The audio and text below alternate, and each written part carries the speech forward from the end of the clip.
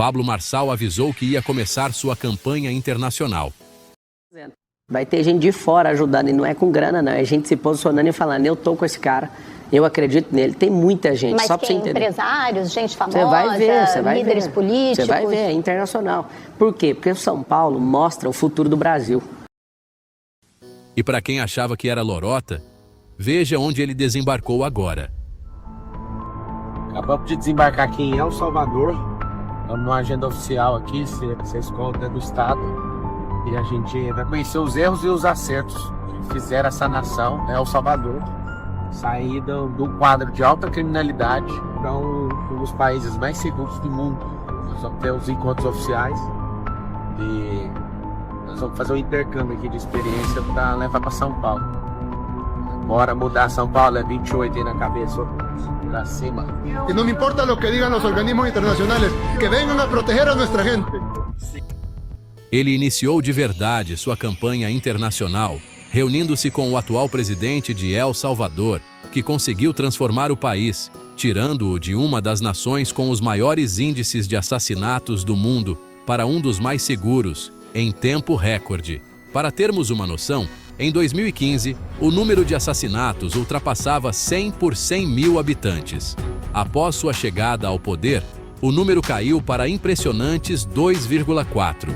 Isso significa que a taxa de homicídios de El Salvador é 55% menor que a da cidade de São Paulo, que no último censo estava em 5,98. Esse encontro já está deixando os jornalistas militantes de esquerda desesperados. E neste vídeo vamos mostrar o porquê. Por que um candidato à prefeitura, ou seja, numa eleição local, vai fazer uma série de viagens internacionais? Se ele vai fazer ou não é outra história, mas a promessa é visitar o Bukele, visitar o Milei, visitar o Trump. Isso é muito atípico, né? Então isso já é estranho, porque o que acontece? As campanhas eleitorais elas têm ficado cada vez mais curtas, elas estão cada vez mais concentradas.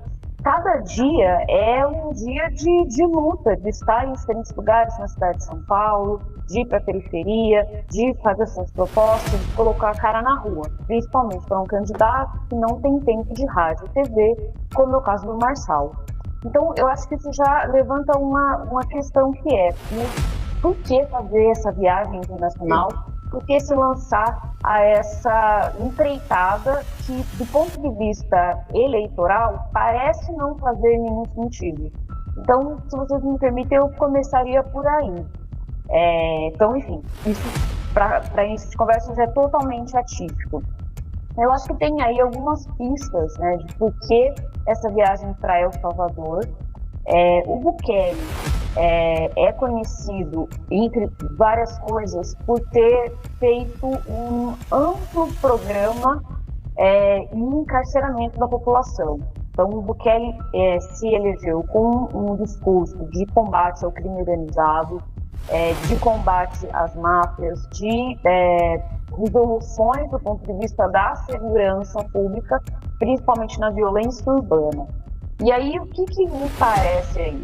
Me parece o seguinte, Marçal parece estar fazendo um movimento que seria de conhecer o Bukele, tirar uma foto com mais ou menos proximidade e voltar, digamos, com uma nova roupagem, apelando para um discurso que é um discurso tanto punitivista, o punitivismo penal, quanto vigilantista. Então seria a ideia de combate à criminalidade, combate ao crime. Isso, no primeiro momento, me parece o seguinte, hoje, se a gente vai olhar essa Datafolha e a anterior, o Marçal ele tem tirado votos do Datena, que se notificou, que se tornou uma pessoa conhecida no cenário nacional exatamente por programas relacionados à criminalidade, essa ideia de ser mais duro contra o crime, bandido na prisão, bandido bom, bandido morto, etc.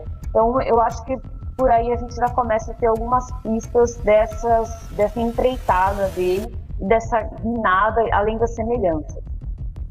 Aí a questão da segurança que você falou, né, Isabel? Agora, o que ele vai falar com o Trump? Você consegue imaginar como é que seria esse diálogo entre o Marçal e o Trump, que também está em campanha, né? Bom, me faz lembrar o diálogo entre Trump e o Bolsonaro. Vocês lembram quando o Bolsonaro encontra o Trump e ele diz I love you, eu te amo, e o Trump não responde, né? Ele não é um amor correspondido, né?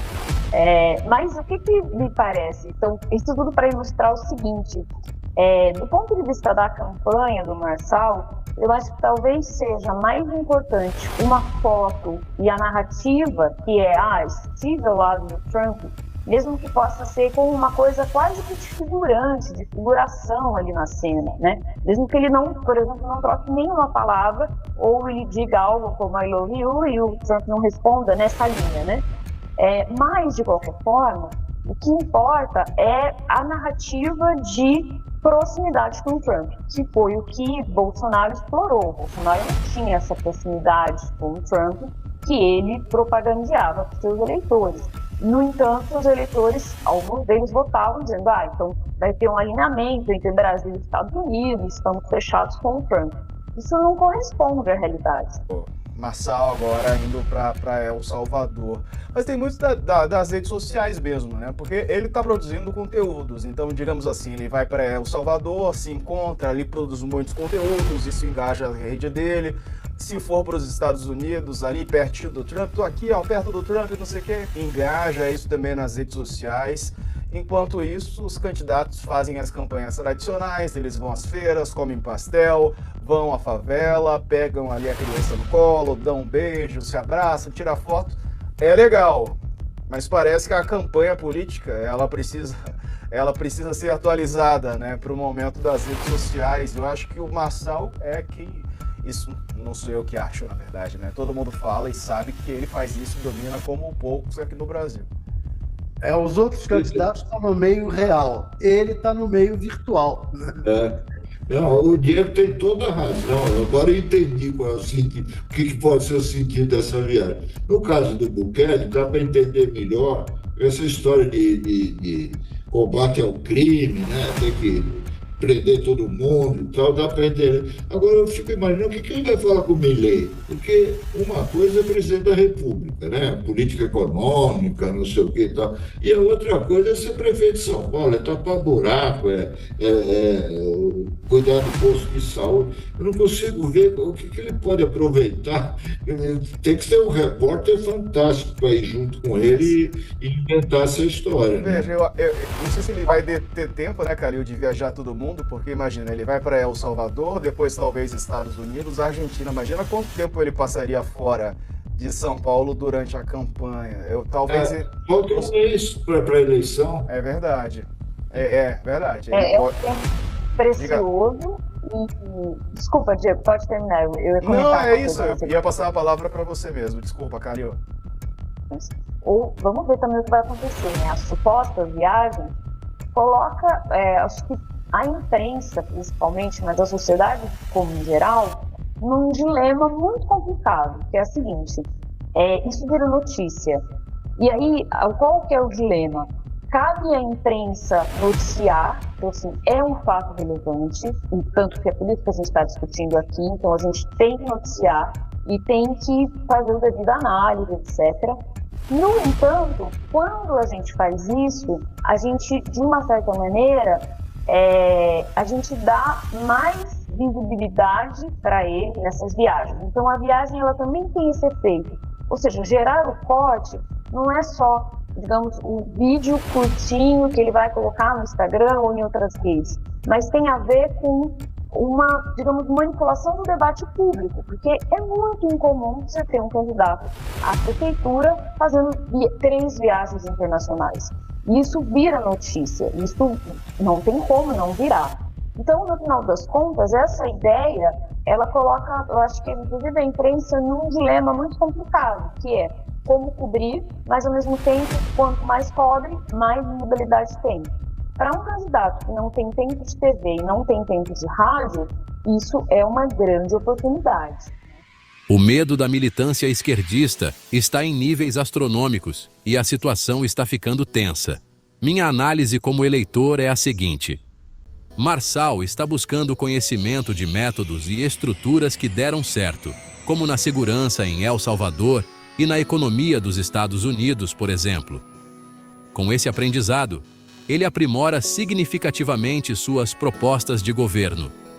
Se ele for eleito prefeito de São Paulo, e as últimas pesquisas indicam essa possibilidade, e, após assumir a prefeitura, conseguir implementar esse conceito, reduzindo a criminalidade e aumentando o emprego, atraindo empresas internacionais para São Paulo, podemos ter certeza de que ele será candidato à presidência em 2026. Será que é isso que Marçal pretende? Ele poderia mudar o país? Vamos continuar acompanhando os próximos capítulos dessa novela. Se você gostou do conteúdo, inscreva-se, deixe seu like e compartilhe este vídeo nas suas redes sociais.